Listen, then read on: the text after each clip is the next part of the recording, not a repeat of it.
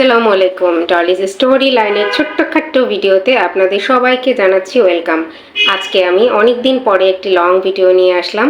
আমার এই ভিডিওটা সবাই একটু মনোযোগ দিয়ে দেখবেন। কোনো বিষয় যদি আপনাদের কাছে ভালো না লাগে তাহলে অবশ্যই স্কিপ করবেন, এবং উপদেশমূলক যদি কোনো বাক্য থাকে অবশ্যই আমার জন্য কমেন্টের মাঝে ছেড়ে যাবেন। তাহলে আসুন আমরা ভিডিওটা দেখি।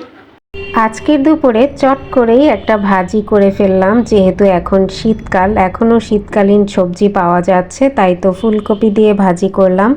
অন্যদিকে আমি যেটা করলাম, শিমের বিচি খেতে কিন্তু ভীষণ ভালো লাগে।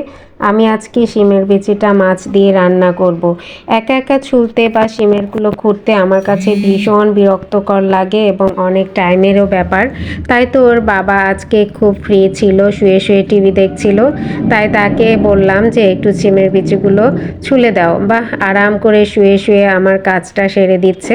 তিনি কি আর একা করবেন, সাথে ছেলেকেও ডেকে নিয়েছে। অন্যদিকে আমি কিন্তু মাছটা অলরেডি ভাজতে দিয়েছি, কারণ এই মাছটা দিয়েই কিন্তু শিমের বিচি কয়টা আমি রান্না করব। খুব একটা খাওয়া হয় না কিন্তু এই ছোলার ভয়ে, কারণ অনেক সময় লাগে, একা একা আসলে হয় না, তাই আজকে ওকে দিয়ে কাজটা সেরে নিলাম।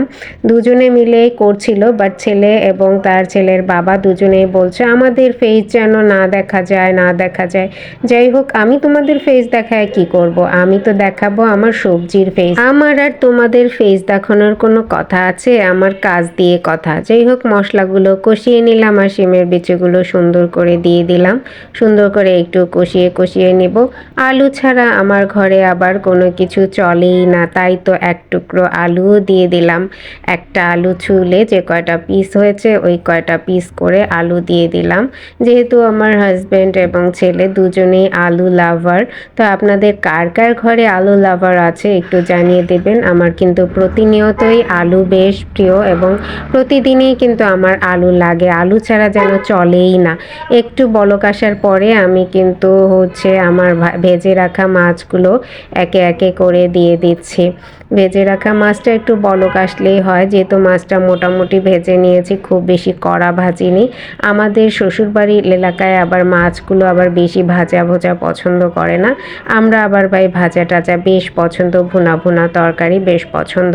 তো এইভাবে কে কে খেতে ভালোবাসেন এবং শিমের বিচি দিয়ে কে কে মাছ রান্না করে খেয়েছেন একটু আমাকে জানাবেন। কিছুদিন আগে একটা আপুকেও দেখলাম এভাবে মাছ দিয়ে শিমের বিচি রান্না করেছে, দেখে কিন্তু বেশ লোভনীয় লেগেছিল। বলতে পারেন তার তরকারি দেখেই আমি লোভে পড়ে গিয়েছিলাম। তাই তো শিমের বিচি দেখে আর লোভ সামলাতে না পেরে কিছু পরিমাণ শিমের বিচি নিয়ে এসেলাম এবং মাছ দিয়ে রান্নাও করলাম। আমার কিন্তু কথা বলতে বলতে ভাই রান্নাটা প্রায় হয়েই গেছে। এখন জাস্ট ধনে পাতাটা দিয়ে নেড়ে চেড়ে নামিয়ে ফেলবো।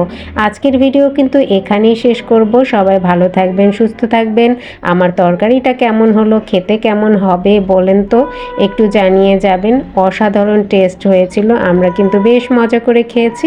আজকের মতো বিদায়। কেমন হলো কমেন্টে আমার জন্য অবশ্যই ছেড়ে যাবেন।